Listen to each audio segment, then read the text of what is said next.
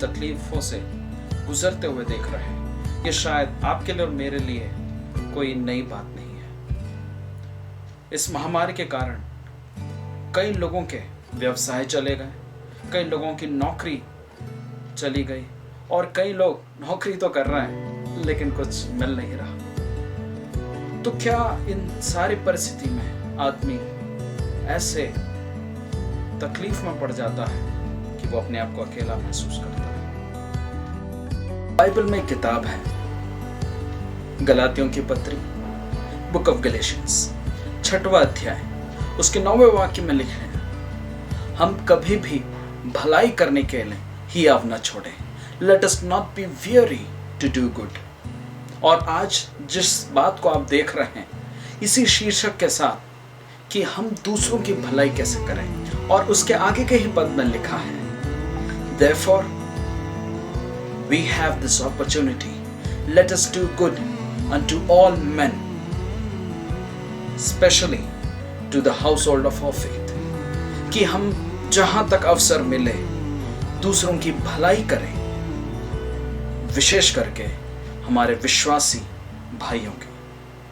इसी एक मुद्दे के साथ, इसी एक उद्देश्य के साथ YMCA इंदौर की टीम इसी बात को लेकर हमारे आसपास मैं YMCA का जो प्रेसिडेंट पद जो संभालता हूँ अभी, और हमारा पता ये है 170 क्राइम सिटी, मोबाइल नंबर 9826425755। कोविड-19 नेटवर्क के जरिए हम प्रोजेक्ट हॉप के अंडर में YMCA 32 परिवार के लिए ग्रॉसरी आइटम्स हम आज बांटते हैं।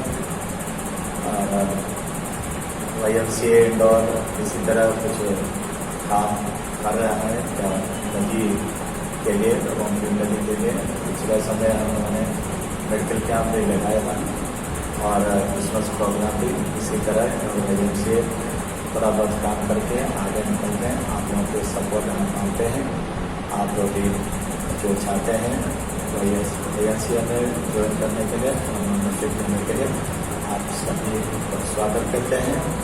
आप लोगों के सहारे से हम ये प्रोजेक्ट आगे बढ़ाएंगे। मेरा नाम सुशील जॉर्ज है और मैं जो YMCA का ट्रेजरर हूँ। और ये जो पैकेट ग्रॉसरी आइटम है ये गरीब लोगों को डिस्ट्रीब्यूट करने के लिए है। मेरा नाम अमरनाथ बेंजामिन है।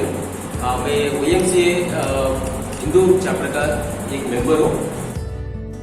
हमने शायद अपने मनों में इस बात को सोच रखा है कि हम अपने जीवन में किसी स्तर को पहुंचने के बाद या कुछ मंजिल को हासिल करने के बाद भलाई करेंगे, लेकिन जिस प्रकार से महामारी ने आज हमारे चारों तरफ एक ऐसी स्थिति पैदा कर दी है, हमें दूसरों की भलाई करने के लिए ज्यादा दूर जाने की जरूरत नहीं। आपके पड़ोस में देख लें, अपने दरवाजों को खोल के देखें, सामने का भाई मुस्कुरा जरूर रहा होगा लेकिन वो अंदर से रो रहा है।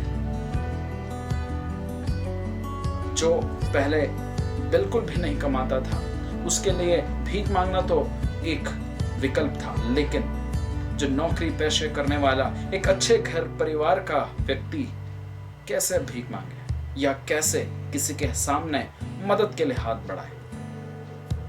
इसमें आपकी और मेरी जिम्मेदारी है कि हम ऐसे लोगों को उनके मांगने से पहले हम ये बात जानकर कि हम एक भलाई कर रहे हैं और ये भलाई हमारे साथ के लोगों के लिए बहुत जरूरी है, सबसे पहले उन तक हम पहुंचे।